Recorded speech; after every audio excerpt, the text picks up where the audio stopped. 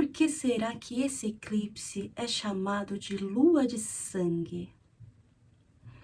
Nesse vídeo, eu vou revelar a verdade sobre esse eclipse lunar que é tão misterioso e sangrento. E aí, você tá preparado? Então segura aí.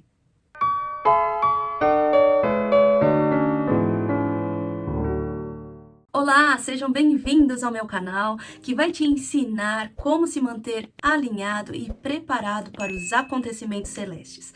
Meu nome é Renata Hirata, sou astróloga, taróloga e analista junguiana. E hoje nós vamos falar sobre o curioso eclipse lunar total no signo de Escorpião, que vai acontecer agora no dia 16 de maio de 2022. O seu pico máximo será às 1h11 da manhã e vai até às 4 da madrugada, mas poderá ser visto no dia anterior a partir das 10h30 da noite. Nós já vivemos um eclipse solar nesse mesmo eixo no dia 30 de abril, só que no signo de Touro. E agora nós estamos diante de um eclipse lunar. E aí você me pergunta, qual é a diferença entre esses dois fenômenos? No eclipse solar, o Sol é ocultado pela Lua, fazendo com que os seus raios solares não atinjam o planeta Terra por conta da sua sombra. Já no eclipse lunar, ocorre quando o Sol, a Terra e a Lua estão em perfeito alinhamento, mas a Terra, neste caso, fica no centro. Em relação ao Sol, a Lua é ocultada pela Terra, ou seja, os raios solares não chegam até o satélite e a sombra do planeta é projetada na Lua, que a escurece. O que nos pega com muito mais força, já que a Terra está no centro dos acontecimentos entre o Sol e a Lua. Além disso, esse eclipse será visível no Brasil e em toda a América do Sul. E sempre que é visível num determinado lugar, nós sentimos os efeitos do eclipse com muito mais força. Saindo um pouco da astronomia e indo para a astrologia, o eixo de Touro e Escorpião é de natureza fixa e eles falam sobre as nossas certezas, sobre as nossas seguranças. Todo eclipse lunar nos convida a se desapegar do passado, a deixar o passado para trás para nos abrir um novo capítulo na nossa vida, como se fosse um portal para o futuro. Eles mexem um pouco com as nossas estruturas, abalam um pouco as nossas bases e tudo que a gente tem como feito, como consolidado, como certo do passado, ele vai começar a estremecer através de eventos significativos na nossa vida, abrindo os nossos olhos, abrindo a nossa visão para o novo. Se não fossem os eclipses lunares que nos dão aquele empurrãozinho, que aceleram algumas situações que você tende ali a estagnar, a gente poderia perder a oportunidade de crescer, de evoluir. Devemos olhar para toda e qualquer situação, pendência ou sentimento que nos prende ao passado, para que a gente possa conseguir resolver. O que você fez no passado que o impede de seguir adiante? Essa é a pergunta que se deve fazer. E por acontecer em Escorpião, ele vai trazer à tona todos os seus sentimentos mais sombrios, os seus medos, as suas inseguranças, as suas travas e bloqueios que acabam te atrapalhando e protelando o seu amadurecimento e evolução. Ele te ajuda a desintoxicar, te limpar, purificar e transmutar todos os sentimentos e situações que já não prestam mais para você. O eclipse assusta? Sim, reconheço. Ele dá um medo danado? Com certeza.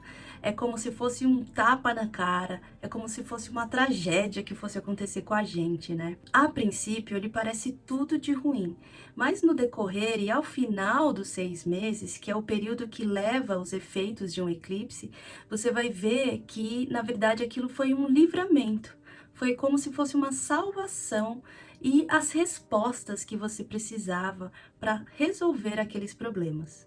Preste atenção principalmente em uma semana antes e depois do dia 16 de maio, porque é o período mais intenso, mais forte.